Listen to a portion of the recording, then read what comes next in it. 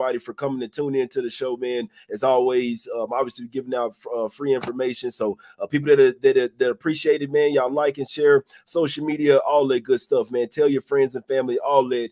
I mean, it's really up to y'all. You see what I'm saying? You don't have to, man. But we gonna get this money regardless. We're gonna get this money regardless. Fi, how you doing, my brother? Everything cool? I'm good, brother. Always good to be in there with my guy Jay Money. You know, we text all week, man. It's always good to see you on the chat. Oh, he done threw on the stunner shades. I know we about to win some money now. I know he's about to go all the way up. Yeah, so man, we good. Y'all hit the like out there. I appreciate you guys for tuning in. You know, this is my dog. We enjoy talking football with y'all, man. Yeah, no, that's a fact, man. That's a fact. Hopefully everybody out there doing well, man, living healthy, all that good stuff, man. But let's get straight into it, man. We're not here to waste your time. We're here to talk about these games, and we're gonna get up out of here, man. Obviously, it's Thursday, so we're gonna talk about the Thursday night football game first, man. Obviously, we got the Cowboys obviously looking bad, man. They did try to make that comeback versus the Ravens, but they indeed. Dak Prescott say everybody can hop off the bandwagon if they want to. I'm not sure if there was many people on there to start. You feel me? Giants looked real good last week as well in their win versus the Browns over there. So, Five, how you looking at this Thursday night football game, my brother? Man, we got two teams that are kind of going the opposite way, in my opinion. Even though the Giants, they only look bad against Minnesota. Now, how bad does that loss really look? Like Brian Flores, you know he's going to make Daniel Jones look like that if he made C.J. Stroud look like that, right? If he made Purdy look like that, they both were. I never seen CJ that frustrating his whole NFL career. So that loss doesn't look too bad the Giants had against the Vikings right now. Cowboys have embarrassed the Giants. You had called it too. CJ Stroud laying points on the road, and for whatever reason, them boys they were never in the game. They get smoked from start to finish. You called that. Yep. So great coordinators. I'm not upset at all about the Giants. And then against the Redskins, excuse me, the Commanders. I got to be politically correct. We grew up with the Redskins, man. My bad. Washington football team. They're not that bad a team as we saw them, handle the Bengals pretty handedly on Monday Night Football. So the two losses the Giants have as we get deep into the season don't look as bad as we thought. And they did look good last week, beating a good Cleveland Browns team at Cleveland. One thing you can always count on with the Giants is that their staff is going to have them prepared because Brian Daboll is one of the better coaches in the league, man. He's just trying to get the best he can up out of, Daniel Jones, which is hard. They call him Danny Dimes. I call him Danny Food Stamps because, he ain't worth a dime right now, man. We'll see if he can do better. He looked pretty good last week, didn't turn over the ball. That's the key to it when it comes to, Daniel Jones. Can he protect the ball? Cowboys are 9-1 in the last 10 straight up in his head-to-head, 7-3 against the spread. They embarrassed them. It was like some high school Pop Warner type, ass whooping last year against them, 40-0, in Giants Stadium out in East Rutherford. I think this is going to have the Giants a little motivated this game. Everybody's talking about the Cowboys or the big bad wolf that they can't beat. A lot of people don't know the Cowboys quarterback has not been sacked by a Giants defender since December 19th, 2021. So it's been really comfortable for Dak in that pocket. But this year's a little bit different. The Giants had the second most sacks on defense in the league this year, man. They're going to get some pressure. Dexter Lawrence has already made the promise that he's going to get to Dak and that they're going to sack him. They're going to stop that record tonight. I think that the Giants are fired up tonight. Cowboys are 30th ranked in the NFL on stopping the run. So Daboll is smart enough. It's time to hand off the ball, man. You got to ride your running game, run some play action off of there. You got Malik Neighbors. Malik Neighbors is a beast, man. Kid already has 3 touchdowns. He's 45% of the offense already. One thing to watch for, though, the Giants are missing both their starting cornerbacks. That's huge. Shit. Yeah, that's huge against a team like the Cowboys who, they want to throw the ball anyway because they can't run the ball.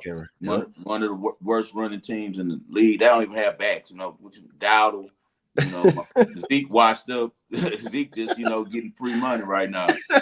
He hanging with his homeboy, exactly. With Dak. They just kicking it, with a bunch of snows at the house on the weekend. That's all they trying to do. You already know what they are. So, we can't put too much stock into the Dallas Cowboys run game, man. So I just think that in this one, It's gonna be so much money on the Cowboys. You know, they looked bad last week. People think they're gonna bounce back, but they've looked bad 2 weeks in a row. And the worst thing about the Cowboys is how they start the game. The defense is giving up 10.3 points, first quarter in each of their games this year, you know, and that's not good. 31st ranked. They're down before the game even starts, and that's what I expect to happen tonight. I think the Giants can get up on them early because you know Dayball, he's a great play caller. He's gonna have some stuff drawn up early. I like the Giants to get the first half on this one +3, and I like the Giants +5.5. But my strongest play on would probably be the first half +3, simply because how the defenses came out for the Cowboys and the offensive struggled to kind of get going early, you know. And I just think that New York is going to be really, really fired up tonight for this game, man. They've been embarrassed, man. These are professionals, and everyone on that team remembers how it felt last year to lose 40-0 at home. Yeah, no, it's a fact. Yeah, they lost both, man. Somebody do usually like to do in the NFL is take the like a division team, especially as the underdog when they coming off double revenge from the previous year. But I mean, they've lost 6 straight to the Cowboys there, man. So it's a tough game for me. I know usually like when this teams are getting that +5.5, for whatever reason, the dogs seem to always cover, man. I know this year I believe they're like 10-1 against the spread or 10-2 against the spread. Just like even in basketball, when it's that 5.5, it's just a funky ass line, man. Obviously, this line was, I think the look ahead was like -7 for the Cowboys. Then after they lost, went down 1-2, you could have got like -4.5. It got as high as 6, but now we're seeing buyback. The Sharps hopping on the Giants in this one, buying this one. It was at 6 a few days ago. Now it's 5.5. Really, even some 5s popping up out there. So some sharp money. You like you said, the public gonna come in on the Cowboys. They know how they usually own the Giants, but the sharp bettors, the professionals, they hopping on the Giants here plus the 5.5, man. So this is a tough game for me. Jay, I call it the sweet spot, Jay, for us guys for to sure. bet like us, to respect the bettors. I call it the sweet spot when you got the public money going up, but the line going down, because that doesn't even go together. It seems like the more money that you're taking, that the spread will go higher. So that's the sweet spot. So we like our chances with that. Yeah, reverse line movement. That's what they call. I remember when I first started betting, I used to be betting them public spots. I'm like, why the hell the line going the other way? And then they be lost outright. And then it's just, you know what I'm saying? Instead, there's some big bets coming in, driving that line the other way. You see what I'm saying? So you might have more tickets on the public side, but the money or like the respected money is on a certain side, and that's why the bookmakers are moved that line. You see what I'm saying? So no, it's a great point there. Like I said, if I'm not messing with the Cowboys, man, I'm not fucking with them boys. Like you said, I mean, the Giants, they could be a little bit better than advertised, and the Cowboys could be a little bit worse than advertised as well, man. So I know that the Cowboys, I mean, we can't sit here and talk like the Cowboys not gonna be pissed off, but like like you say that the Giants obviously coming off double revenge from last year as well. They got Neighbors. I see a lot of people taking Malik Neighbors over his receiving yards today as well, man. So I see a lot of people taking out as well. But like you said, if the Giants couple cornerbacks out, could be a couple spots to look at some CD Lamb props or something like that for the Cowboys. Has the most tickets bet on him to score a touchdown, and I could very easily see it. As we said, they don't have a running game, so down by the goal line, they like to use CD, and CD also is such a game breaker. He can score from anywhere on the field. He is dealing with a little nagging injury. He's not all the way healthy. I like Devin Singletary. If you guys looking for a play on a prop, I like Devin Singletary to score a touchdown on this one. Okay, yeah, I saw that too. I've been tracking some people saying they like his over receiving yards. I'm not sure about over rushing yard, but I know they've been saying over receiving yards for sure. I think it was like 15.5, 16.5. I've been seeing some guys how they say it's Singletary day. So this the angle on the Jay. Last week he cost a lot of bettors the money on the over. Yeah. Remember, oh yeah, he doing down right before he scored. That shit was crazy. Yeah, Everybody had the under though. Tonight. He's gonna score tonight. If they were smart, they would have had the under. You know, in the Browns game, you got to take the under. They offense trash, defense good. So I think he probably made more people money by doing it. But yeah, I mean, obviously, some people gonna see that low. More guys that bet like us, he did, but the public was crying. You know, the public. No, that's a good point. They always bet over. Yeah, so that's a good angle right there. That's a good angle. You ready to get to the next game? I got liking the Giants first half and full game in this one, bro. I'm gonna let you take which game you want to go to next, my brother. You take it off the top. You want to stay in New York? We already at that stadium. Let's do it, my brother. All right, let's go to the Jets. Jets laying 7.5 versus the Broncos, my brother.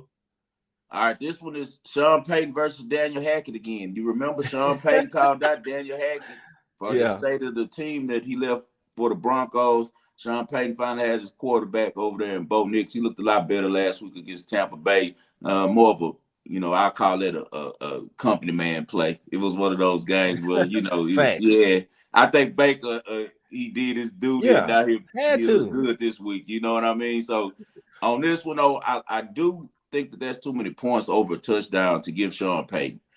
If Sean Payton has a viable quarterback that can just make a couple completions, he's usually good. What he does have to do against these Jets is find the running game. The running game has been horrible. And salute to one of the guys, he's probably watching now, man. He was in the chat last week when I gave out New England +6. He said, Yeah. man, New England's missing some offensive linemen. They're Mm-hmm. not going to be Yeah. able to block the Jets. The Jets are going to run off. And just shout out to that guy, whoever you are, man. If you're in the chat room right now, man, show yourself, man. I appreciate that, man. That was a really good call by you. We like to show love on here, man. If somebody Facts. is on game and they telling us something that's right and it goes that way, I'm gonna show you love, bro. Because I know I'm gonna be right most of the time. When I'm not, though, I can always acknowledge, the others around me in the chat and learn from them, bro. Good call on that one. But back to this game, it's Sean Payton is just a much better coach in my opinion than Robert Saleh. I just don't think That's Robert a fact. Saleh is a good coach, bro. Excuse me, if you a Jets fan and you're in there watching, you got high hopes, and I think that Aaron Rodgers is kind of tired of him too. From what we saw last week with him kind of checking them on the Yeah. sidelines for getting overexcited and all that rah-rah stuff. Him and Sirianni just get on my nerves with that. Like, dude, you're not one of the players. Like, stop acting like you're one of the players, bro. You're the coach. So I don't like that. And with the Broncos, who's the head coach, Sean Payton is no nonsense, and they respect him and how he moves. But can he find a running game? The Jets are one of the worst run defenses in the league, but the Broncos throw the ball a lot, bro, and that's right into the wheelhouse of the Jets. The Jets are a great pass coverage team, with Sauce Gardner and those boys on the back end. So it's going to be an interesting chess match. I lean toward Denver in this game, but no official play for me on this one. Yeah, no, I feel I have nothing on this game, man. Obviously, the Broncos look real good, like you said. I mean, all the money was on the Buccaneers last week, so it didn't surprise me one bit. All the pros they were on the Broncos in that one. You see what I'm saying? So it didn't surprise me that they smacked them up like that. I mean, it just kind of like the Buccaneers just kind of laid down, man. You're gonna get there from time to time, especially in the NFL where every game is basically that team's Super Bowl. You know what I'm saying? And you already know, bro. I know this much about NFL. When you have the 2-0 versus 0-2, that taking that 0-2 team specifically when they're getting points, especially 6.5, 7, like that's always going to be a good spot. You're going to make money probably 70% of the time taking those when you got the 2-0 versus 0-2 versus a competent team. I mean, you can see how the Panthers did. They came out there and balled out, man. So I do know that much. That's something you want to take, but yeah, this game I have nothing on this, my brother. So I'm right there. That one kind of leads though into the game we just were talking about. You want to go to the streets of Tampa Bay? Let's go to the streets of Tampa Bay one time then, man. Bucs getting 2 at the house versus the Eagles. Eagles really banged up. I know last week the Bucs were the team that was banged up. I know they still missing the defensive tackle. I'm not sure what's going on with the secondary, but I mean, shit, if AJ Brown don't come back for the Eagles here, they already lost Devontae Smith. You see what I'm saying? So what they gonna do? They're gonna run Saquon into the ground. What do you think about this game? And speaking of Devontae Smith, I hope that kid's okay. Man, I'm a Saints fan, but that was disgusting. What they did, how they hit him late like that. And then what was worse, the guy spit on him, man. I would have been outside with that hammer. I ain't gonna lie, man.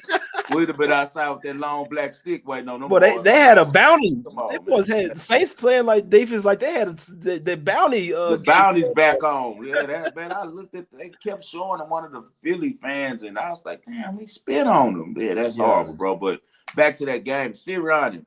You saw he was on the sideline raising hell and arguing with Jalen, what's the name? The big boy, the big defensive tackle. Carter, yeah, he was trying to fight. Carter. He's arguing with Jalen Carter on the sidelines. I don't know about that guy, man. Well, Carter was trying to fight. He was ready for whatever. After he seen them spit on him, and so they did something. They twisted. For sure. They twisted Saquon Barkley's leg. They did that to Devontae Smith. And spit on him. It was one more thing as well. I don't remember what the other one was, but he was ready to fight.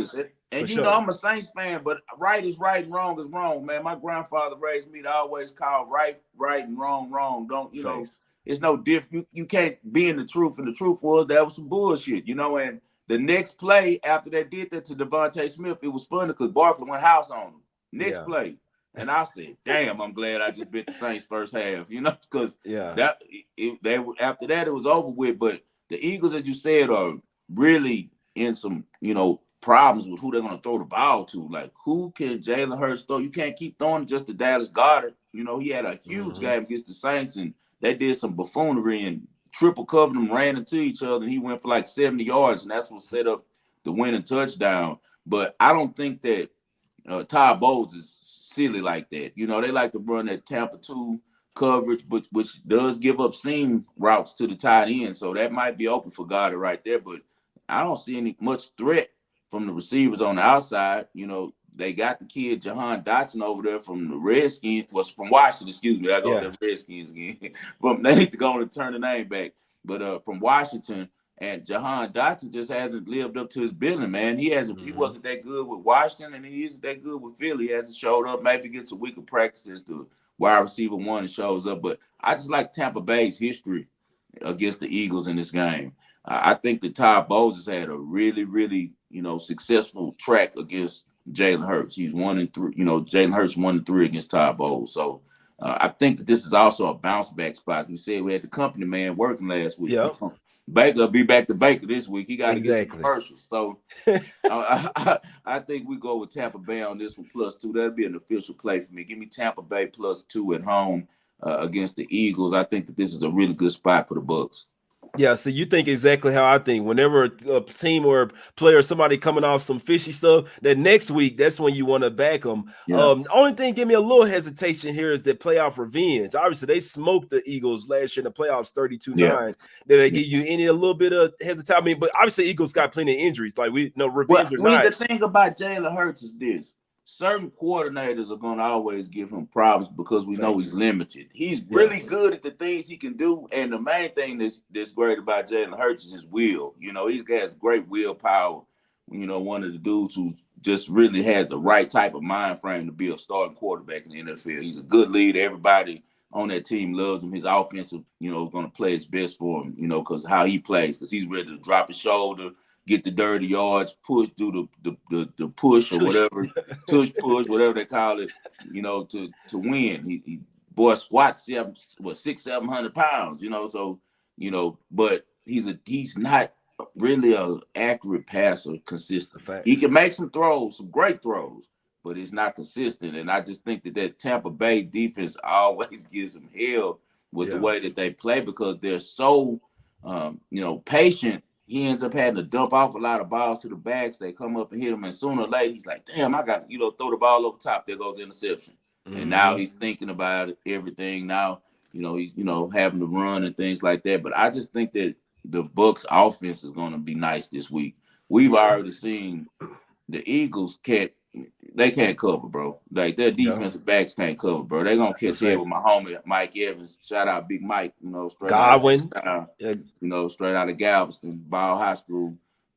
Mike Evans going to go crazy, I think. I think Godwin goes crazy, So I just believe in that Bucs offense a little bit more than the Eagles at this point when you got both their top receivers out, man. And, like, A.J. Brown equals wins for them. He's kind of like the T.J. Watt for them when it comes to wins over replacement.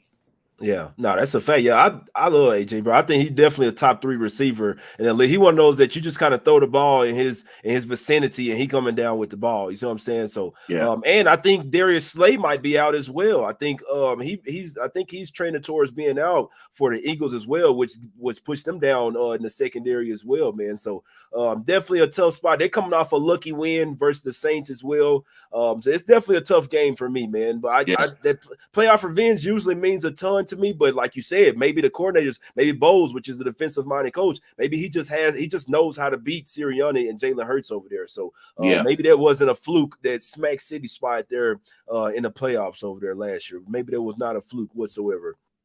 Where you want to go now? Let's go talk about this Panthers game, man. Okay. Let's go over here to Carolina real quick. I got some spots that I really like. I think I did this a few years ago because the Bengals always start out slow. So this was a couple of years ago, if I'm not mistaken. Bengals were playing the Jets. And I didn't know that the Jets had got a lot better. I thought they were still the sorry team, but the Bengals still came through. Man, I had took the Bengals. I did a double trifecta spot. I took them first quarter, first half, and full game, all on the spread, and I took their team total as well. Trifecta spot for the team total. I looked at this game. Bengals team total for the first quarter is 6.5. For the first half, it's 13. For the full game, it's 26. I think whether they win or not, which I think it's an absolute must-win spot. I don't think the Panthers are as bad as they played the first couple of weeks. They obviously have Andy Dalton, who used to play for the Bengals, but 5. I think this is a spot where the Bengals score some points versus the Panthers defense. I know they got this stud cornerback over there, but if the Bengals want to have any chance of winning, obviously it has to be on their offense. I think this is a spot where they score a touchdown in the first quarter, score another touchdown in the second quarter, and get over these team totals for the first quarter, first half, and full game. That's what I'm like. That's what's speaking to me in this game. The Bengals team total overs. I think they score some points in this game, and I wouldn't be surprised if they smacked up the Panthers here as well, unless they just really already gave up on the season. But it's still early. Like, you can go on a run. You see what I'm saying? They got somewhat of a little bit of favorable schedule going ahead. If they win this game, you back in it. But if you lose this one, you're done. Like, you know, and they already had to give up last season because Burrow had got hurt as well. So you want to give up 2 seasons in a row. What do you think about this game? I love your angle on it with the team total because, as you said, the Bengals, what are they known for? Offense. And we saw last week that Jamar Chase looked like him and Burrow were back clicking, but their defense is the problem. Like, Facts. It's leaking. And I like Luana Maru, their defensive coordinator. He's done a really good job over the years. Maybe it's the injuries, but they haven't played good. And I think they finally caught up. People were telling me when I took the Bengals plus 6.5 at Kansas City that they were all beat up and the injuries were going to affect them defensively, but they were able maybe like a flash in the pan moment. Everybody's hyped because they're playing the world champs. But, man, they looked horrible last week. They could not get a rookie quarterback, my favorite rookie quarterback, but he's still a rookie, Jaden Daniels off the field. Yeah. And in moments where I even went, the clients we had Washington plus 7.5, my private group, I told them after Cincinnati went down, I think 5 points, I was like, jump on Cincinnati. I thought they were going to get a stop, go down and score and win the game. They couldn't get off the field. Couldn't stop a nosebleed. Couldn't stop a nosebleed, bro. So, unless that changes, it's going to be still one of those games where you're thinking right by saying that you're going to play more, on Cincinnati instead of worrying about the number, because the numbers are a little janky, man. Andy Dalton is playing his old team so he's going to definitely be hyped for them. He looked good running Dave Canales' offense last week against the Raiders. Now, were the Raiders not up to it? Maybe went out, this is Vegas. They probably were feeling pretty good coming off that Baltimore game. Bro, everybody had Raiders money line in a parlay, some type of way. Like, you got to think how many people lost money on that game. But this one's going to be like that too. That's why you got to be careful with the number. You're on the right side of it, what you're saying, just playing this team total, because it's going to be one of those ones where the book might be trying to, do a stick up as well. Because Carolina, this is their first time at home now with Dalton at quarterback. They got a little confidence from last week. As you say, they have J.C. Horn, but J.C. Horn was playing against Gardner Minshew last week. This is Burrow. So he kind of locked up Devontae Adams. Put him on Jamar Chase like that. Jamar Chase goes too strong for him, bro. I think he's a good corner. I think he's a good corner, but I think the Bengals offense, I think they still gonna hum in this game, regardless what happens. I think they gonna I think the Bengals offense gonna come out and hum, score a touchdown on their first drive, and just keep going from there. The one that I like the most, I'd probably say is that first half team total, but I'd say first half in full game, but I think even first quarter, I think they get it going here early, bro.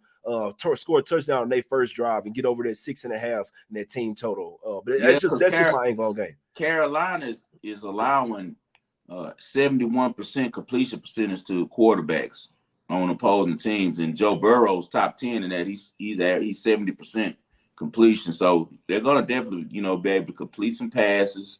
Probably want to go over 1.5 touchdown passes probably for Burrow, something like that right there. They're 29th quarterback right now, allowing quarterbacks to have 109.5 rating. Man, it's going to be tough, bro. It's going to be real tough to stop them. Maybe we look on this game towards the over, as you said. Thanks. Just because, 47.5, high as hell, you know, but maybe the Bengals should be able to at least get 27 of that, I think, you know. Yeah. So I like your angle on that, but also just on some other stuff about this game, about these two teams. A lot of people on Bryce Young saying he's a bust and, you know, he can't play, and they showed it Trade last them week and all that and all shit. that. Because trade him, I hope they trade him because it'll be best for him because what we've That's what seen, they talking about. they got to, because Dave Canales didn't draft him. He didn't want Yeah. him. He just came and inherited him, and he Oh, he can't run too the short. offense, which is true. But he's been short his whole life. You know what I'm saying? Like he didn't just start playing football. He was very Yeah. successful in California in high school. He was successful at Alabama enough to win a Heisman. You know, I know he's playing with some great players, but you know, we watched film on Bryce Young. It's not like he had bad film. He could make every throw. It's just Yeah. setting up an offense. You got to go completely shotgun when you with him and spread it out like how Arizona doing with Kyler. You Right. know, and you got to also have a team that can protect him because he likes to throw from the pocket. You know, he's more of a pocket passer than Kyler's more of a, you know, can do both. He's a dual threat. But I wouldn't give up on Bryce Young yet. I think we just saw that with the Vikings with Sam Darnold, Right. how important coaching is. Like coaching is everything. And Dave Canales might be a good coach with his system, but he doesn't want to change his system to fit BY. And that's the problem. Like when Bryce pulled up to training facility the first day, the first thing Canales should have said is, what was your favorite plays at Alabama when you were Yeah. successful? Facts. And pulled them up, got on the projector with them, looked at them and said, hey, man, okay, so I like that. We're going to change Yeah. a little bit and do this with It's my like scheme. merging. But It's like yeah, merging. you have to give these kids confidence because that's one great thing that the Texans did with CJ Stroud because Brian Dado runs a really, you know, intricate pro-style offense at Ohio State. So CJ was a little farther ahead than Bryce was because Alabama, their system wasn't as, they were more run RPOs and, you know, play action and things like that. It wasn't as much just straight drop back and having to, you know, set up protection and read the defense. So CJ was a little ahead, but still with that said, Bryce gonna be able to play, bro. He just got to go to the right place where he has an offensive coordinator that's innovative and knows how to use him, like a Joe Brady or something that's over with Buffalo, someone who understands how to tailor their offenses to their quarterback, Cliff Kingsbury, someone like that. So I wouldn't give up on Bryce, but Carolina, he won't make it through the summer. I've heard already that they're gonna trade him, like, and I don't know who's going to get him, but I think that they'll have a really good player and he'll do good with a fresh start.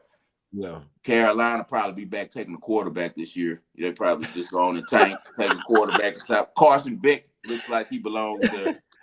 It looks like a good place for Carson Beck. You already got the number one pick, and that always trips me out. You get the number one pick, and you got to do that shit all over again. It's like it's why They you got to might be not even so have a pick, Jay. selective. I forgot they Yeah. traded all that stuff. Remember, they traded Yeah. everything to move up. Right. So yeah, that's crazy, bro. You did all that shit, and then it's almost like you got to get it right. Because if not, then you're in that same boat again. You see what I'm saying? The quarterback, obviously the most important position. That's your guy. You know what I'm saying? That's gonna take the team to the next level, man. And That's Frank tough. Wright just retired before this season even started. He's seen enough. Like this guy 5'6". If you trying to have a run in my offense, man, I wanted CJ Stroud. He wanted CJ, and they didn't draft him for him because their owner is a meddling owner, and he doesn't know what he's doing. If you're a meddling owner, you better know what you're doing. You know, this is not the same business that you was running, doing whatever you did before you started doing NFL, owning an NFL franchise. You got to, you know, hire football people and trust football people to make football moves, and he didn't because he was worried about selling tickets by getting Bryce Young because Bryce was a bigger name than CJ. Yeah. Yeah, that's a fake, man. So yeah, that's what I'm looking at, man. Bengals trifecta on their team total, where I don't care if they win the game or not. I expect them to win, but I mean, you just always worry about if the player starts to be like, you know what, fuck it, this season over. Jamar Chase had to take out an insurance policy on himself. They didn't want to pay him, all this type of stuff. But as long as you still got Burrow back there, I think they have a chance. They already had to give up last year when Burrow got hurt. So I think the offense hums here. I think they come out and get a touchdown on the first drive, and I think they keep it going from there. But my best one would probably be the over 13 and a half for the first half team total. They have a lot more opportunities to get those 2 touchdowns. Obviously, first quarter, anything can happen. But the first half, I think, is the top one, and then even full game as well. I think they could put up at least 28 points, 4 touchdowns versus this Panthers defense, man. So that's what I'm looking at. Bengals to keep that offense humming and not really messing with their defense over there You want to talk about? Let's talk about the number one pick this year, bro. Let's talk about these Bears real quick. Bears versus the Rams. In this one, nobody's really going to want to lay 3 points with the Bears in this one. I see this as somewhat like of a pros. I have seen some pros taking the Rams plus the points. They're not trusting the Bears laying points at the house. But I feel like, I mean, the number one pick can't look too bad for too long. 5-star. I lean to the Bears in this one. I don't know how much I like it, but I think the Bears actually can get this job done. And the line still went from 2.5 to 3 with a lot of that public money to being on the Rams. You see what I'm saying? It take money to get from 2.5 to 3. I think the Bears are on the right side here, bro. What do you think? Yeah, I agree with you on that one. I think so as well. Big win for Sean McVay. He sunned Shanahan last week. So the picks he had about a head like he was his little boy. So he came back on Shanahan. So I'm sure they was really happy this year because I don't think the Rams are too invested in this season as well. They're kind of like in a reset mode about to come up. I don't even know if McVay is going to be there much longer. He might be on TV because he'll do a hell of a job, talking about the games. He's young still. Looks like he enjoys life. I know he's married and things. And so he said he want to start a family. He almost retired after the Super Bowl when Aaron Donald did. So it's got to be still on his mind. Yeah. But they're about to do a rebuild because I don't think Stafford's going to be there next year, But who do they throw to this year? Nakua's on the injury reserve again. He seems like he's going to be an injury problem. Higbee's on the physically unable to perform list. He's still out. That's their big tight end. Cooper Kupp, he's trying to come back, but that ankle is still bothering him. He won't play. It's already said that he's out. He could have been a Hall of Fame, and he still might be because he was a Super Bowl MVP, and he put up some phenomenal numbers for about 3 straight years. Just one of the top guys in the league. Unbelievable. But Sean McVay overused him, man. He wore him in the ground because he kind of seen himself in him. He was a little wide receiver, slot guy. Like, I'm about to run this dude numbers. Like, this is my boy. Like, if this was me playing a video game, I'd be Cooper Kupp. And it ended up now he has too much wear and tear on his lower extremities, man. Think about Cooper Kupp, what he's known for. Being able to get in and out of routes, stopping, moving, turning. That's bad on your joints, man. So we'll see how much Cooper Kupp we got left in the future. But as far as on this game, man, Eberflus got to stick to defense. He a hell of a defense coordinator, but now he's starting to hold the paper and be on the sideline trying to call plays because I guess him and Caleb Williams best friends, So and he hasn't done Caleb Williams any favors. Eberflus has been way too nice to him. You cannot let a rookie come in and just give him control of your locker room like that. Respect is earned. He just let this kid come in. They can't haze him. He didn't have to do anything embarrassing that all rookies have done forever for centuries and centuries. He was off limits, I guess because they think he's funny or something, they kind of, trying to protect him or whatever. I don't know. But if you're doing it just because he's the number one pick, you're not setting this kid up for success, man. Right. Diamonds come out of pressure. You can't make everything easy. And they make everything way too easy for this kid, man.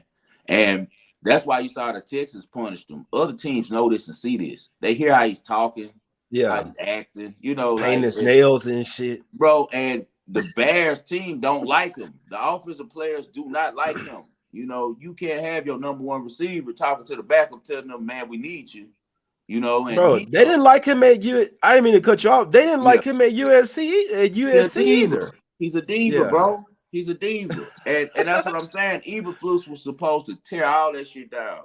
Yeah. Break him down. Y'all beat his ass. Do whatever you want to do to him. Yeah. Make him sing it from when he came in practice, he shouldn't even been named the starting quarterback. He should have been third on make him earn it. Come earn it, man. Shit. Even though we know in our mind that you're gonna start, we gotta make you earn it. They gave him too much everything, so he's already his team, and he hasn't earned the respect of the veterans over there. DJ Moore is probably gonna dip because he told them all offseason that he wanted to stay with Justin Fields. You remember him and Justin Fields was getting a connection going. Facts. And they get rid of Justin Fields for this little guy. Like, now that you see Caleb Williams out of college, he's small, bro. Like, I don't think people – I was telling them before the season started, like, bro, do y'all know Caleb Williams only like 6 foot? Like, people think that because he looked big in college because he kind of cut up, but that's college. Like, he's short. His athleticism isn't going to look as good against NFL linebackers and safeties and linemen. That speed that you thought was special now. He's not Lamar. He's not Jaden Daniels. So he can throw the ball, but the problem is he's never played pocket. Like, he never stayed in the pocket. He doesn't have pocket discipline. Yeah. His first thing is read one, read two, I'm gone. Because he's used to being so fast and such a good player on the field. He was used to be a running back when he was younger, that he think he can just run the ball and make something happen with it instead of trusting his reads and going through all his progression. So they're going to have to get somebody over there who can teach him, rebuild him, and teach him how to play quarterback. Because Lincoln Riley is a hell of a coach. He's coaching Miller Moss like that, but for some reason, these dudes scared of Caleb. It might be his dad. I know a friend of mine is real cool with his dad, a tough dude. He out of D.C. and really respected, like us, one of them guys used to be around the way type dude. So a lot of people respect him, right? So maybe that's what it is. Maybe he's going in there like, telling the coach, like it's this way and this how it's going to be, because Lincoln Riley can coach his ass off, and he could not teach this dude how to play quarterback properly, because he's going to do what he want to do when he drops back. Kind of like Aaron Rodgers. He's a freewheeler. And then what makes it doubly bad is because you're a freewheeler and you think you know it all. So that's a bad combination, because now can't nobody tell you nothing. Just like C.J. Stroud just trying to show him love.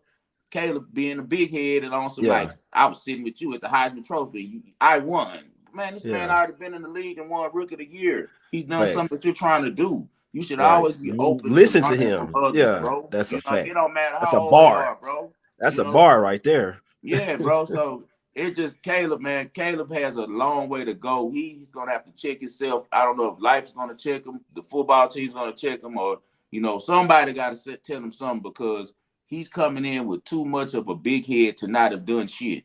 So until he gets that done, his team is not going to respect him, and the offense is not going to play hard for him. And Dunze is coming along. That's the kid from Vegas. Roma Dunze used to play right down the street from me. I used to watch him at Bishop Gorman.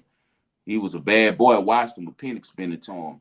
He's open. Caleb Williams not really throwing him the ball. He gave him some balls last week. We'll see if that connection can grow, because that's going to have to be their future. Because as I told you, DJ Moore not feeling him. Yeah, he's not feeling him, bro. He can be the one to the Steelers or something. Yeah, that'd be beautiful, boy. Hey, boy, if they can pull that one off, him on one side with Pickett on the other side. Yeah, Pickett is a fucking beast. That's nice. Pickett is crazy. Yeah, Tomlin would like that, man. But I just feel like you said, the numbers is telling me the Bears are hungry for a win. If Eberflus concentrates on defense this week, because he's a hell of a defensive coordinator. Yeah. Just, man, put the pad down. Stop trying to coach the offense.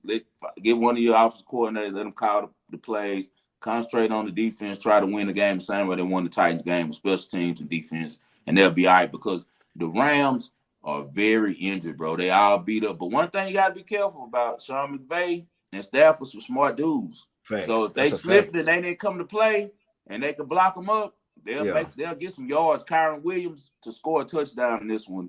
I like that as the prop in this one. But as far as the side, I'm like you, I lean Chicago. Yeah, I lean Chicago as well, man. One more game, and then we're gonna talk some college, man. Let's go. Okay. This might be the game of the week, man. We go over here to the Packers. You told me before the season, you was like, man, the Packers, they got a nice squad. I know you said you trust their coach. He's outsmarted plenty of. When you went in with Malik Willis out there, that's coaching right there. You see what I'm saying? Right. The Vikings, they've been fucking balling too, man. The defensive coordinator over there, Flores, his scheme has been. Like, he been switching up week to week as well. Like, the Vikings, they didn't turn around Sam Darnold. Obviously, they got the best receiver in the game over there. They're not fucking around either. But they are the underdog here. And it looks like Jordan Love is probably going to come back, right? It looks like Love is coming back in this one. What do you think about this game? The division game? Yeah, this is a good game. This one and Buffalo and Baltimore, them the two games. Those were really good contests. And we can chop it up about that one. I'm sure you want to talk about that after. You want to? Let's do it. But Vikings and Green Bay, two of the best staffs you're going to find, bro. These dudes coach just straight up. Everywhere you look, whether it's offense, whether it's defense, Green Bay got the ex-coach of dude left Boston College as the head coach to come work with Matt LaFleur. And he's doing a great job with the defense, man. The thing about the Packers defense is they're playmakers, bro. They ball hawks. But it kind of works against them, too, because they do lead the league in defensive penalty yards and the defensive penalties, because they're so aggressive on the outside, those corners, and their safeties. They're real aggressive, but they also lead the league in interceptions. And I think they're going to be able to get Sam Darnold a couple times, because, whether people want to, understand it or not, it's a mystique about Lambeau Field. it's a real mystique about Lambeau Field, bro. One of the toughest places to play in the NFL. I know the Vikings, they've been pretty good. They've done all right up there over the past, 10 years or so. But even with that said, Jordan Love, if Jordan Love returns, he's one of the few quarterbacks, and Matt LaFleur is one of those few OCs that can get to Brian Flores. Because Brian Flores has basically became the boogeyman. Like nobody, Yeah. bro, they don't know what to do with him. Like what he's doing on defense is crazy right now.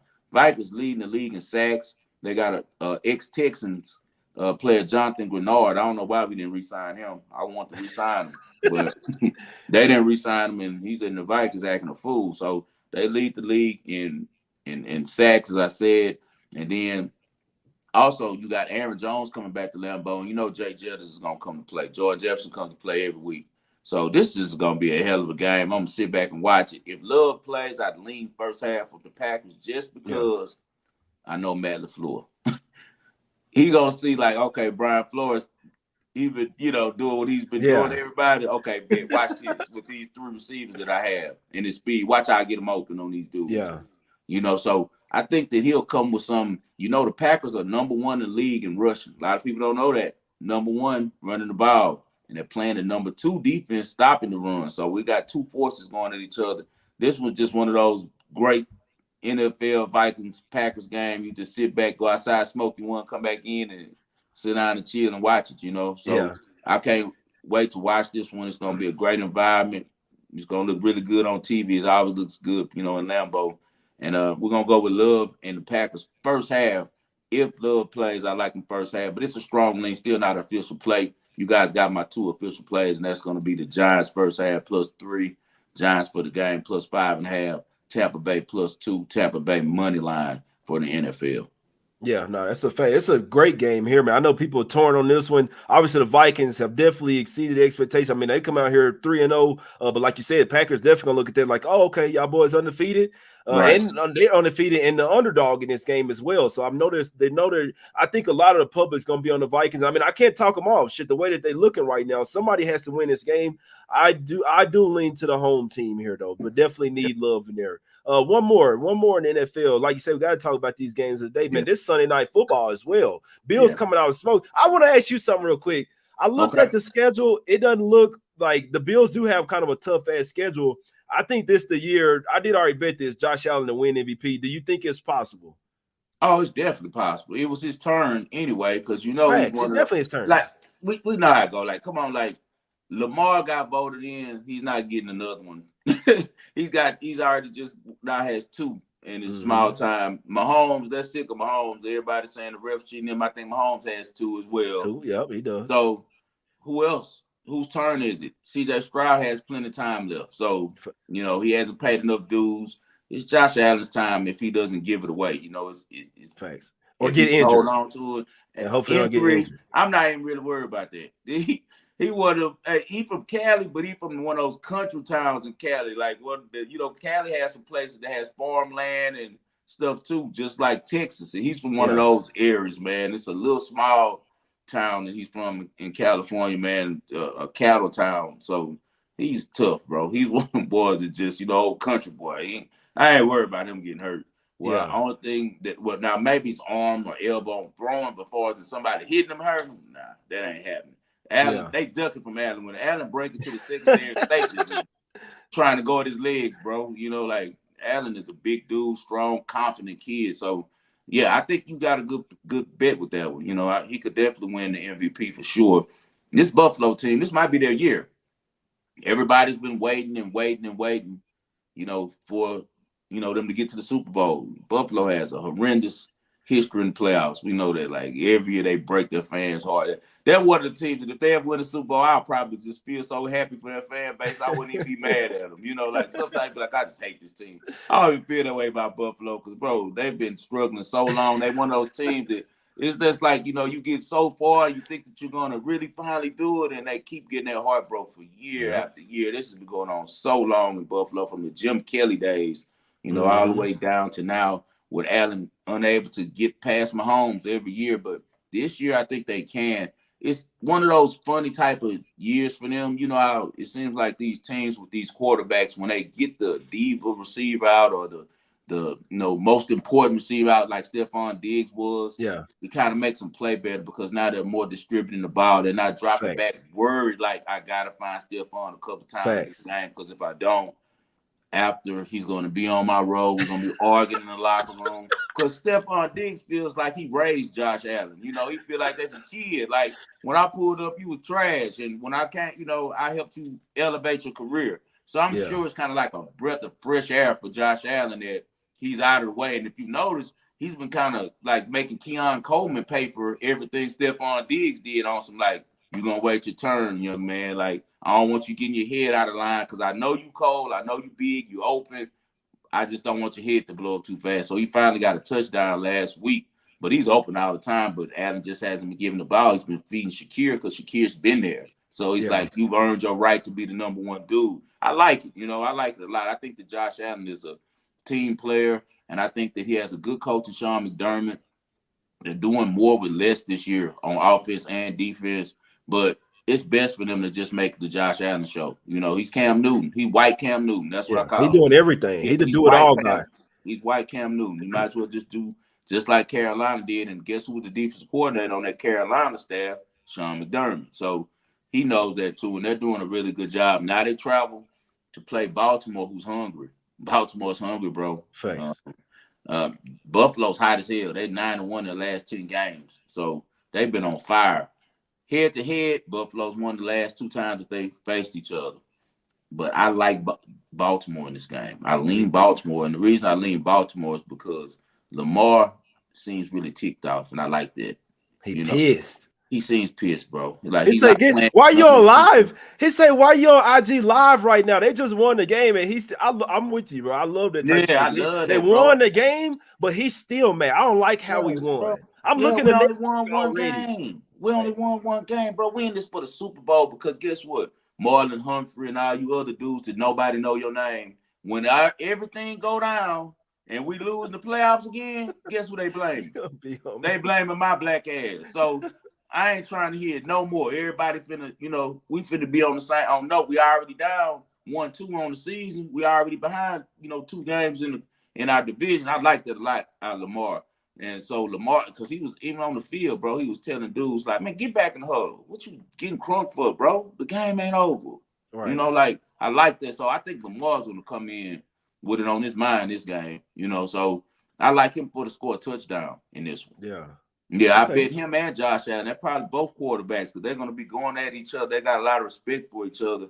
And, they might be the 2 best dual threat quarterbacks in the league and 2 of the best we've really seen of all time in the league, bro. So this is going to be a real good, fun game to watch just like the other one. But I definitely lean Baltimore. I think they're a hungry team. Buffalo's undefeated. They got to lose sooner or later. No, that's a fact. Yeah, they got this thing. I don't have time to explain, but it's something called like the Bader method. When a team has been too hot and been overachieving so much and been blowing teams out, they're due for a fade. They're due to come back down to earth, and that's the exact spot that the Bills are in this week. Definitely think that the Ravens are the right side here. People gonna look at that Bills 2.5 Sunday Night Football. I think that's going to be a public dog spot, and I think the Ravens get them there on that Sunday Night Football game, my brother. Yes. But let's wrap it up, man. Let's get to these college plays, man, because the NFL, but the college a little bit more. You see what I'm saying? Where it's a lot more teams, a lot more players, and you're that guy with the college, man. What you liking this week? Well, it's a number thing. Just like you said, you hit it right on the nail. My favorite things that I bet with my group that I consult is college football, mid-major teams is the ones we bet the heaviest on, and also WTA tennis. Women's tennis is like the 250 range. And just like you said, it's numbers. The books can't keep an eye on all of these games. They can't have a perfect number on all of these matches. There's too many of them. So now if you get the advantage of they can't concentrate on it, they might have a number somewhere slipping and you find it. Okay, the one that I think that we found for sure this week is Maryland +7. Maryland has been really good over the years against Indiana. Indiana's a good team. They got a really good coach, Dave Signetti. He's came over there from James Madison, has turned that thing around. They also got a really good quarterback that I've always been a fan of. That came over there from where did he come from? Ohio. He came from Ohio, big time quarterback. I just think that Mike Locksley is a more underrated coach than people, give him credit for. He's a really good coach, man. He's really underrated, bro. I think Maryland comes to play this game. I think +7 is way too many points to get them. In my opinion, this should be like a -3 Indiana game, bro. Indiana's looked good, but they haven't played anyone. The best team they played was UCLA. Give me Maryland +7 on that one. I think they saying that this will be because what is Maryland 3-0, right, or 4-0? Are they? Let me I see. know. I think I, 4-0. I know they're looking for their first 4-0 or 5-0 start since like 1957. I saw another professional as well. He said he taking Maryland +7 as well. Yeah, I love He Maryland think he think +7. he think they might win this. He think Yeah, they they might might win get the game they, outright. they could easily win the outright. They have a really good history against Indiana. We know there was a different regime. But even with that said, bro, I just like everything that Maryland does, bro. Yeah. Maryland's 3-1. They had one loss. They lost to Michigan State, upset them. That was week. No, but Indiana though. Indiana Yeah, the oh yeah. undefeated team. Indiana Yeah. hasn't lost the game. No, Indiana has not lost the game.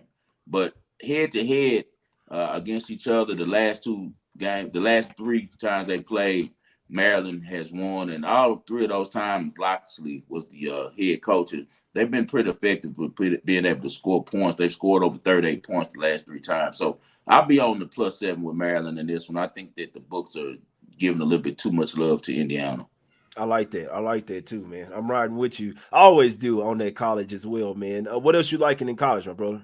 Man, I'm gonna get out on the limb. They say, when the train's moving fast, never get in front of it. I'm gonna get in front of the train, man, and try my luck. Try to pull a Neo and try to dodge the train, man. I'm going with the Virginia Tech Hokies. I got them at +19.5, but once again, we're in the sweet spot that we just spoke about. There's Facts. more money coming in on Miami, but the numbers going down. I caught 19.5 yesterday. I thought it was gonna go up to 21 on my show. I was talking to Spread about it. And by the numbers and all the tickets coming in, we were sure that it was, but it hasn't. It's went down to 17.5. Damn. Virginia Tech, the public's gonna look at them like, man, Virginia Tech weak. They lost 2 games. They lost to Rutgers last week. They lost to sorry ass Vanderbilt. Like, man, they not about to do nothing. But Virginia Tech has a really talented team. It's not just playing up to their potential. They got 17 starters that came back on the team, including their quarterback, Kyron Drones, who's quietly an NFL prospect. Brent Pry has to train up their offensive approach. He's too careful with the ball, and I think with the type of game this is, with them playing a premier team like Miami, he's going to pull out all the stops. And if he does that, they're going to be okay because they got playmakers at receiver, at running back, and at quarterback. But now if you just steadily running this vanilla offense where you just, first down, hand it off to the running back. Second down, hand it off to the running back. Third down, drop back and pass. You're not going to win. So I'm really hoping their coach Brent Pry changes some things up this week in Miami. And if he does so, I think they'll surprise them because Miami's getting a little too confident. Cam Ward has been my guy since Incarnate Word. Anyone who follows me and knows me or watching my show knows I've been telling people about Cam Ward when nobody knew him. Before he transferred to Washington State, I saw the talent in that kid because during the COVID season, I had to bet spring football. It was spring football going, and it was nothing but FCS schools, all of the Division I, 2A schools. And he's jumped off the screen to me. I'm like, why the hell is this dude playing with these guys? It must be grades or something. So I started talking about him a little bit on ESPN 97.5 in Houston and telling NFL scout, NFL draft expert Lance Zierlein, like, man, what you know about Cam Ward? He's like, oh, he's cold. He's going somewhere. Somebody's gonna get him. He's gonna go play for a major school. Washington State grabs him. Now he's with Miami. But now the whole country knows him. He's the #1 Heisman Trophy candidate, right now. But the thing I didn't like last week, he showed a USF player where they was about to run the ball. Yeah, and still score. I saw that too. You getting cocky as hell now, bro. As a bettors, we like being on the other side when we see that type of shit. And he probably working this game too. And he gonna be working. He better if you want that Heisman. You better become. He gotta work some of these. Bro, it's enough room where they can win the game but not cover the spread. You see what I'm saying? I think it landed like 17 or something like that. They end up sitting on it at the end. But man, I'm gonna be honest with you. Virginia Tech could bring this game right to the end and almost upset them or upset them, because Virginia Tech is that talented, bro. They haven't played good ball. They've lost 7 out they're 3-7 in the last 10 against Miami. Last year it was a really tight game, 20-14. They lost. The year before that they lost 38-26. The year before that 25-24. It's been some really close matchups. But I think Virginia Tech plays better. They've always been one of those schools that play a lot of Friday night games. And when they play those Friday night games, we tend to get the best out of them. I wish the game was in Blacksburg because, I really, really like it. But Miami doesn't have a strong home field advantage. It's not like Miami. It's like they're kicking it at the game. It's not where it's a bunch of fans that's make you intimidated. And nobody's mad going to Miami. So, I think that Miami wins the game, but I do think Virginia Tech can keep it within the number. So official play for me, Virginia Tech plus 19.5 and spread. Tell you something, spread told me about this right here, Jay Money, and it's some real stuff. You know that as a guy that bets NBA every night and everyone looks to you for NBA plays. When you lose with a favorite, everybody be like, oh, that was a tough beat. If you lose with a dog like I just gave out, this 20 points, and you lose, boy, they about to roast my ass. Everybody likes that. What are you thinking about?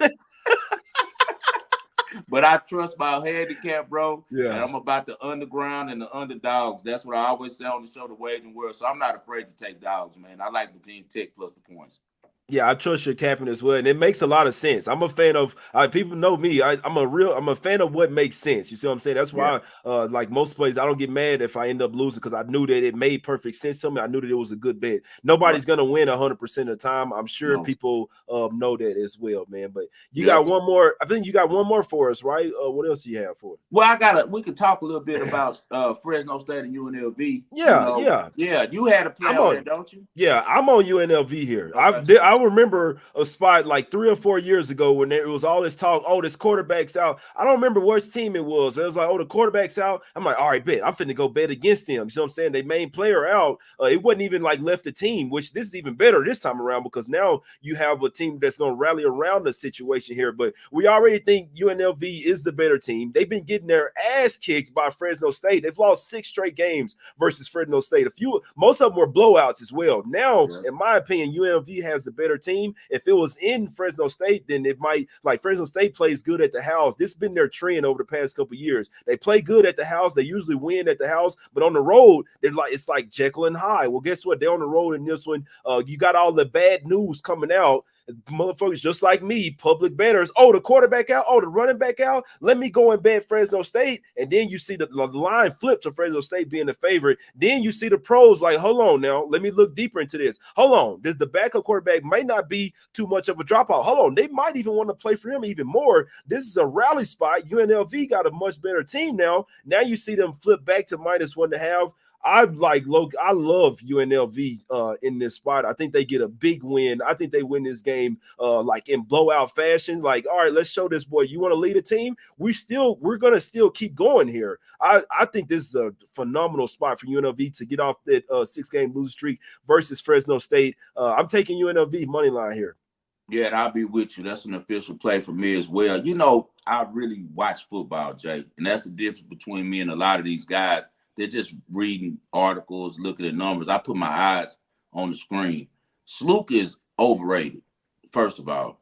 Matt Sluka was a try-hard. He scrambles a lot, jumps in the air, does wild shit trying to score. Remember when we were capping this game, we took him before. I told you, kind of remind me of Jim McMahon. He's even before my time, but I know about Jim McMahon because I watched, different stuff on ESPN Classic about the 85 Bears when I was, younger, growing up and stuff.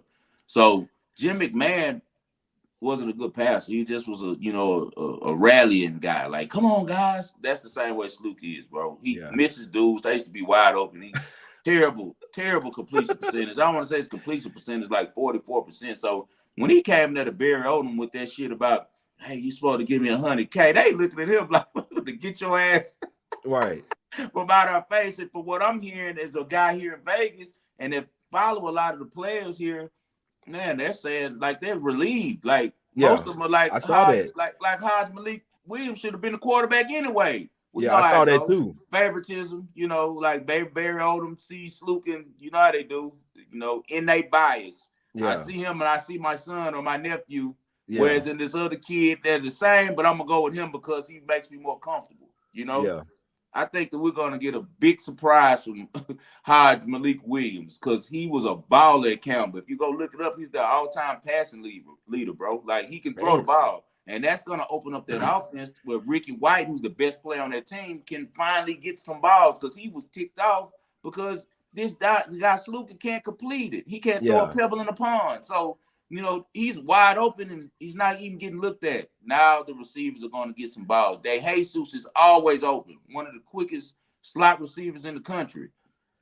Can't get the ball. Sluka can't throw the ball. So I think the people are going to be surprised when they see the UNLV team that comes out. They're going to rally, as you said, around their coach and around this entire situation. The running back that left wasn't the only running back. He wasn't even, I don't even think he was the number one running back. They were like, He's a fourth leading rusher on the team. yeah, that's what I'm So he saying. So wasn't. he don't matter. Like, and Sluka don't matter. He matters more than he think he does. Like, cause he running for 100 yards a game. Bro, you're a quarterback. You're not the running back. So if we get a quarterback who can distribute the ball to our playmakers, our offense is going to operate much better anyway. Yeah. So I think that UNLV did the right thing. Believe me, UNLV, the Fertittas, they packed UNLV and University of Houston. If they wanted to pay that boy, you would have never heard nothing about it. Bro, 100K is nothing. Nothing to the Fertittas, that ain't bro. Nothing, bro. Like, come on, they man. putting that in the pockets of kids that. Let me be quiet. I would just put it like this. Yeah. The high school kids do it all right out here. You feel me? Like Bishop Gorman kids, all right. Just put it like that, okay? So UNLV is going to be all right with a 3-0 start. Sluka did some slime ball stuff, bro. And I'm always one that's going. I'm gonna always back the player. I'm always, it's us versus the machine with me. That's my mentality on it. So I always pay the player, forget the owners. They're making a shitload of money. But Sluka never got this in writing. You have to have a contract, bro. If somebody just pulling your leg and saying, bro, I can get you 100K. If I'm recruiting you, like, bro, I'm telling you, I can get you 100 racks, man. Just come on over UNLV. And you believe that, that's on you. You should have said, okay, let's get a contract drawn up in agreement. He went and got an agent, told him what happened, like his family and stuff, because Sluka's not playing in the pros. So he know whatever he gets out of college football is going to be the most money he's going to make, right? So he's trying to use this as a bargaining tool to try to get him a little quick bag before he starts his professional career as a bank manager or whatever he's going to become. So, like, car salesman or something. So Sluka was trying to lock in some bread. I'm not mad at him about that, but bro, you can't wait till the end of the year. Y'all could have did it a whole different way. Understand I don't have a contract. I'm playing my ass off. This is what I'm gonna do. You guys don't want to give me the 100K? Can you take out an insurance policy that pays me if I get hurt before the season for 100K, please? Right. And that way I'm protected. After this year's over, though, I'm dip, bro. I do put my tape up for it, and I'm gonna go shop with a school that's willing to pay me. And he probably would have got $1 million next year because many people in NIL are hungry and thirsty for quarterbacks. You just saw dumbass over at Barstool. He just said he'd give $3 million for Michigan for a quarterback. Like, and he mean that shit. And yeah, he mean it. I started adding them, telling them different quarterbacks. Like, DM me, give me a percentage. I'll set it up for you. This is what I do. I know which quarterback you need. Like, you don't know. I'm telling you. I told him go get the boy from James Madison. Like, that's what you need to be looking at. Go get this boy Alonzo Barnett. That boy can go. Alonzo Barrett. Excuse me. So, it's about to get crazy and crazy. Where alumni is going to just throw money. But my point is, if UNLV wanted to keep Sluka, believe me, they had the money to keep him, bro. But we're going to be on UNLV. They're going to rally around him.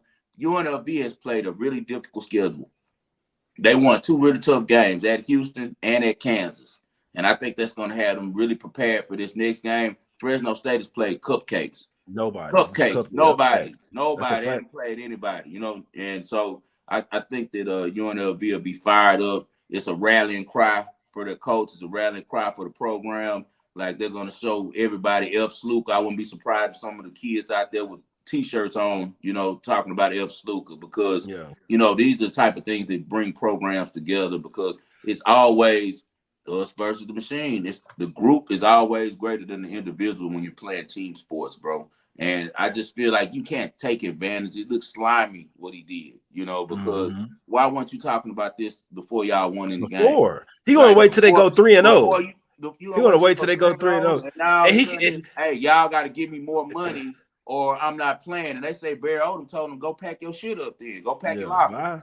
Yeah, He should have. If you was smart, you go and beat Fresno State, a team that's owned y'all. Then go 4-0. Then you got even more leverage. Now you can mess around and be. But it definitely makes him look bad for sure. And the last thing I want to say about this game, the linebacker is the one that was said. If I'm not mistaken, it was the defensive guy that said, "Oh, it's about time." So they mean the defense is even the defense like, "All right, come on, let's go." Now our guy is in there, bro. so both sides of the ball are finna be motivated. And he's the top player on that team. He's the only player. Him and Ricky White are the two players that are going to go pro. The linebacker that you're speaking of, number 7, that's exactly what he said. He's the leader of that team.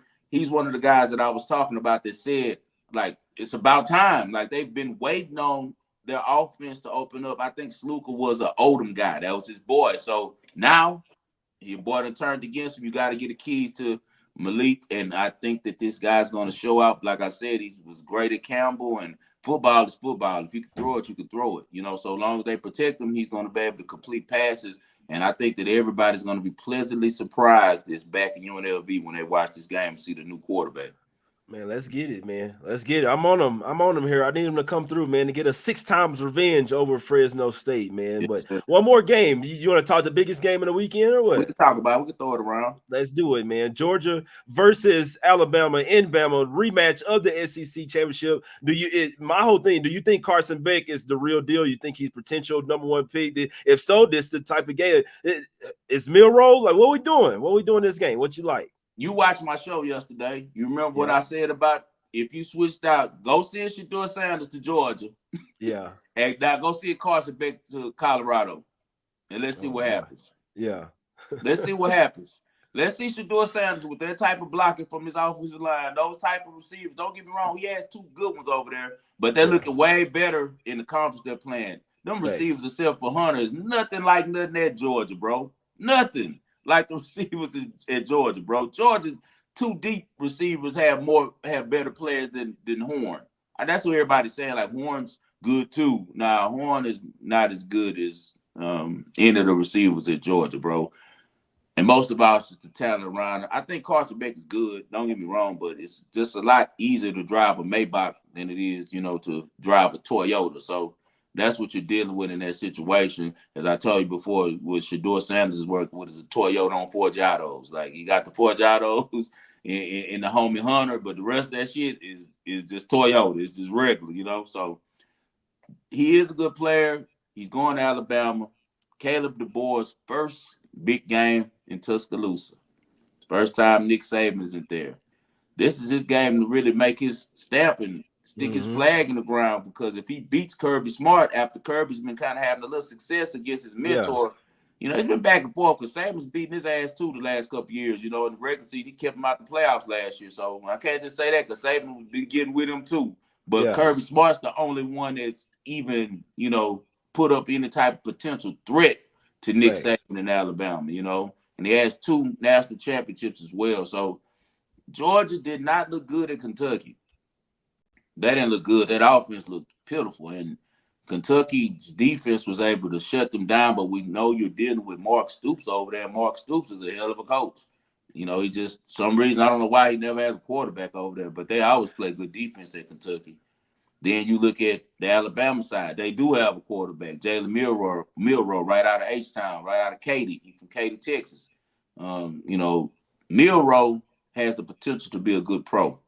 If he keeps developing his passing ability, and he has the perfect coach for it with Caleb DeBoer. Caleb DeBoer, you saw what he did with Michael Penix. He's been with Michael Penix since Indiana.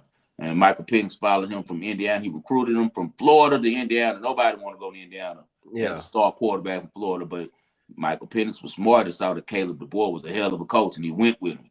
And as the offensive coordinator, as soon as Caleb DeBoer got the job at Washington, he went over there with him, and now look at him. He's top 10 pick, about to take over for Kirk Cousins any minute now and be the star quarterback at Atlanta. Jalen Milroe can follow that same path. All he has to do is listen to Caleb DeBoer. Yeah. Much like Penix, he's an athlete. A lot of people don't know Penix was a hell of an athlete before he got hurt. He tore both his knees. He was fast as hell and then down when he first got there, bro. He used to run more than he used to throw it. A lot of people don't Yeah. know that.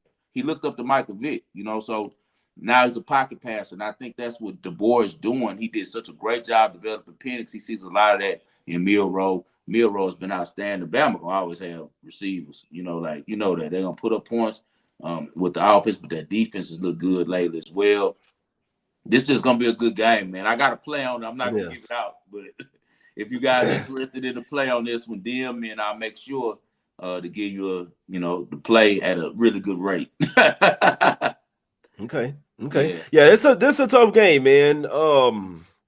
I kind of like Georgia in this one, man. I do. Okay. I do kind of like Georgia for the main because they've been losing to Alabama. They lost in the SEC championship. I do think that Georgia's been like due for a loss for a while. You see what I'm saying? I've been trying to pick and choose spots when Georgia's gonna lose. It never happens. Obviously, going on the road, it's gonna be a tough ass game. Like Alabama, still no pushover, but it would really surprise me if the Washington coach came over there and won versus Alabama versus Georgia his first time. But like you said, if he really wants to put his stamp down and put his flag down, this the game right here. Like everybody, he gonna have everybody behind him. He beat Georgia in this one, man. But I think that a revenge spot, Georgia coming off a bye week, and he gonna use that game versus Kentucky. Like, look, bro, we damn near lost that last game. He like one thing about Kirby Smart, he gonna get his team up. You see what I'm saying? Yeah. So this is a tough game. I can't say I hate betting these type of games because whichever way it goes, I wouldn't be surprised. You see what I'm saying? But if I had to bet this one, I would have to look towards Georgia with some revenge, with a little bit extra time to prepare as well. And well, both teams coming off a bye week as well, but with a little bit, both teams got extra time to prepare. But Kirby Smart, like you lose to him, like Saban ain't there no more. You don't have no excuse to be losing to Bama anymore. But it's definitely a tough game. If Bama won, it wouldn't surprise me whatsoever. But if I had to bet it, I would be looking towards Georgia in this one, man. But the last 4 times they played each other has been in Alabama in the regular season, and Alabama's 3-1, but it's the last couple of years. Is they're 1-1 because we're going to say Georgia really got on that level like 22 with them, to really play with them consistently and had the type of recruits to battle with them. But it's going to be a good one. I look forward to it, man. That's going to be a good one. But I can tell you one thing, Caleb DeBoer is no joke offensively. Yeah. He's a good coach. Now we don't know about how the defense is going to be, but because we know Kirby Smart's going to bring that D. Like the defense comes to play. They flying around. Score enough points. Can Bama score enough points against that Georgia D? Because this is NFL minor league versus NFL minor league right here. These are a bunch of pros playing each other right here. No, that's a fact. Yeah, the Bama has beaten Georgia 8 of the last 9 times. Yeah, they've owned Georgia, man. So we're gonna see if it's just some in the water down in Alabama. If they own them every time. But I'd be surprised if Kirby Smart lost to somebody other than Saban, at least in this first game, man. But we'll see. Hell of a game. I'm definitely gonna be watching this one, man. There's some great games in college this weekend, man. I might do another show from the book. I'll probably go to I'd never go to the casino early in the morning, but I'll probably be there Saturday morning, do a little show, man. Just what I'm saying, just for the people, man. But we've been on here over an hour, you know what I'm saying? But talking some damn good info. But let's go ahead and get out of here, man. Let's wrap it up. Go ahead and recap your plays. Show me, my brother. Okay, so we went with the Giants tonight, +3 first half, just because the Cowboys have been horrible first quarter on defense. Let's see if that trend continues, and I also trust Brian Daboll to come out with a good offensive plan. We're going to also take the Giants to cover the +5.5 because if they can get up early, I think that they can stick around by running the ball. We've seen that the Cowboys have difficulty getting off the field. I also took the Tampa Bay Bucs. I think that the Eagles are going to struggle to move the ball against that defense. I think that the Buccaneers have a bounce back spot right here after being embarrassed last week, getting upset by the Broncos at home. They come with a better showing this week, and the +2 in the money line is good.